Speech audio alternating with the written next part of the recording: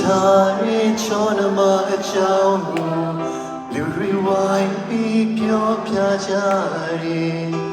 တတိကခဏလောက်နာထိုင်လိုက်ချင်နေ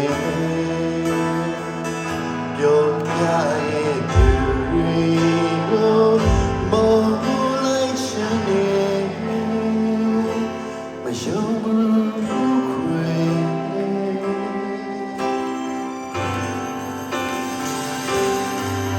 ကောင်းပါလေငါရှိစားရတယ်လူတွေကသိနေ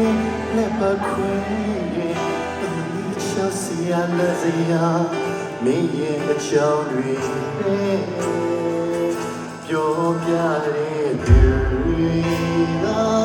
ယူသွားပါမယ်မယုံဘူး